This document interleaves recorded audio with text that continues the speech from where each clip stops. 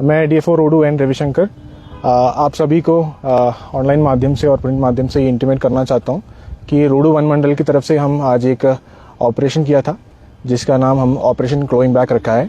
ये wild life crime को लेके है और इसमें हमें कॉन्फिडेंशियल इन्फॉर्मेशन हमारे सूत्रों से मिला था कि अनेक वाइल्ड लाइफ आर्टिकल्स जो है यहाँ रोडू मार्केट में, मेन मार्केट और अपर बाज़ार में कुछ शॉप्स, ज्वेलरी शॉप्स में रखा गया है और इसका कंसीलमेंट और सेल जो है, जो वाइल्ड लाइफ प्रोटेक्शन एक्ट की जो वायलेशन है वेरियस सेक्शंस का, इसकी तहत होने जा रहा है शहर के अंदर या मार्केट के अंदर।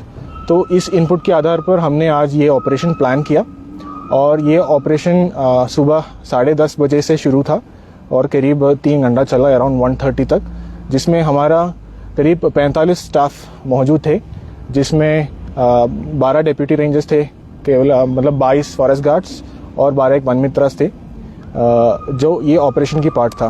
तो जैसे आप लोग बता सकते हैं कि 45 तो बहुत बड़ा नंबर है, तो इनको टीम्स में बांटा गया था और हमने 6 जगह जो हमें चुना था, ये 6 जगह में हमने स्ट्राइक किया है और साइमल्टेनियसली स्ट्राइक किया ताकि वो सरप्राइज एलिमेंट रहे और हमें जो कामयाबी है वो मिले। और इसकी जो रिज़ल्ट है कि हमारे सामने आज रिज़ल्ट जो है कि करीब 86 जो है सस्पेक्टेड लेपर्ड क्लॉस, जो तेंदुआ है, कॉमन लेपर्ड है, इसके सस्पेक्टेड क्लॉस हमें अलग अलग दुकान से, मतलब 6 जो शॉप्स है यहाँ से हमें रिकवर किया है और वाइल्ड लाइफ प्रोटेक्शन एक्ट के तहत हमने इसको सेक्शन 50 के अनुसार जो है कंसर्न डेप्यूटी रेंजर्स जो है इसको सीज किया गया। और इसके अलावा 5 लेपर्ड टूथ जो एक शॉप से हमें जो मिला, जो रिकवर हुआ, वो भी हमें सीज कर लिया हमने। और इसके अलावा एक क्लॉ जो अननोन एनिमल का है वो भी यहाँ पे हमने सीज करके डिस्प्ले किया है। अभी इसके अलावा 10 फेदर्स कोई एक अननोन बर्ड का वो भी रिकवर किया है फ्रॉम अ पर्टिकुलर शॉप। तो ये total 86 suspected leopard claws, 5 leopard tooth suspected और 10 फेदर्स ऑफ अननोन बर्ड और एक अननोन एनिमल का क्लॉ, इतना रिकवरी हमने आज किया। तो मान के चलिए कि total around 100 wild life articles जो सस्पेक्टेड है। अब इसका जो डिटेल्ड जांच है, जो फॉरेंसिक एनालिसिस है, ये wild life institute of India and other wild life forensic laboratories जो है उनसे कोऑर्डिनेशन में किया जाएगा और उसमें ये सामने आएगा कि ये एग्जैक्टली कौन सा जानवर का है, कौन सा एज है, या इसमें कोई फेक वाइल्ड लाइफ आर्टिकल भी है, वो उसका जांच अलग से हम डिटेल्ड इन्वेस्टिगेशन और डिटेल सैंपल के लिए हम भेजा जाएगा।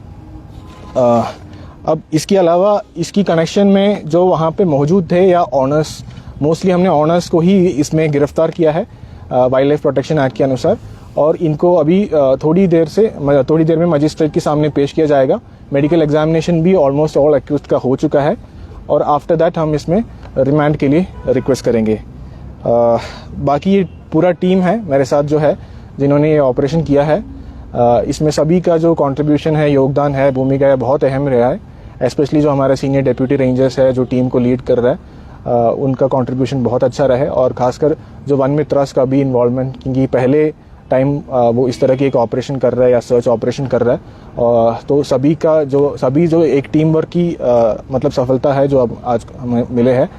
और इसके मतलब हमारा आग्रह ये है कि एक मैसेज चले जाएगा जो इस तरह की जो illegal sale of wild life articles में जो मौजूद है, जो कंज्यूमर्स है, इसका जो सप्लायर्स है, हमारा कोशिश ये तो बस एक शुरुआत है और इसका ऑपरेशन का नाम इसलिए हमने क्लॉइंग बैक रखा है एक फिगरेटिवली, बिकॉज मोस्ट इसमें लेपर्ड क्लॉ ही था एक तो, एंड ये तो एक शुरुआत है, मतलब it is a starting step. तो हम अभी बहुत कदम हम आगे चलना है क्योंकि वाइल्ड लाइफ कंजर्वेशन हमारा देश का एक महत्वपूर्ण ऑब्जेक्टिव है और इसमें बस एक ये शुरुआती कदम ही है।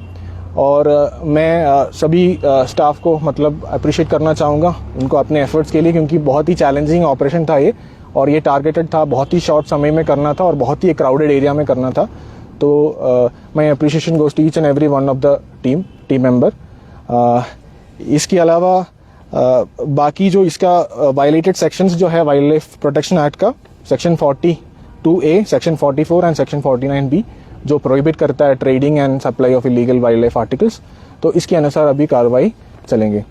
तो बस यही है। अच्छा सर, इसमें कितने लोगों की गिरफ्तारी अभी जो आप बात कर रहे थे मजिस्ट्रेट के सामने पेश करना, कितने लोगों का? अभी 6 जगह हमने किया था, 6 शॉप्स में, 3 अपर बाजार में, 3 लोअर, मतलब 3 मेन मार्केट में ज्वेलरी की शॉप सारे ज्वेलरी की शॉप्स थे, जिसमें ये मतलब ये जो आइटम्स है illegal acquired wild life articles या सस्पेक्टेड टू बी सो, उसका सेल मतलब सेल के लिए उन्होंने रखा था।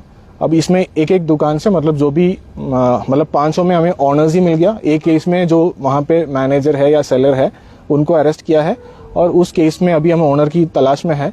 अब ओनर शायद अब्सकॉन्डिंग है, उसका मतलब पता कर रहा है, तो बाकी जांच अभी डिटेल में होना है।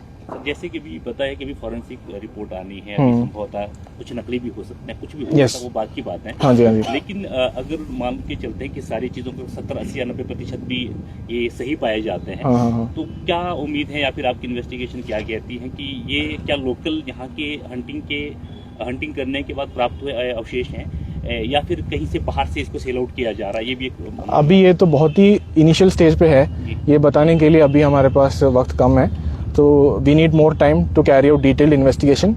इसलिए हम इनका कस्टोडियल इंटरोगेशन के लिए रिक्वेस्ट कर रहे हैं मजिस्ट्रेट से, सो दैट इसका जो बैकवर्ड लिंकेजेस है, मतलब ये कहाँ से सप्लाई होता है, कौन इसके पीछे हंटर्स है, पोचर्स है, तो इसके बारे में पता करने के लिए हमें एक डिटेल्ड इन्वेस्टिगेशन का जरूरत है। हो सकता है डेफिनेटली कि इसमें इंटर स्टेट लिंकेज हो, इंटर डिस्ट्रिक्ट लिंकेज हो, तो ये सब पॉसिबिलिटीज है जी। Thank you sir. और कोई सवाल? Thank you so much. इनके नाम तो ओपन नहीं किए हुए, हाँ, जिनको नाम ओपन वो अलग से प्रेस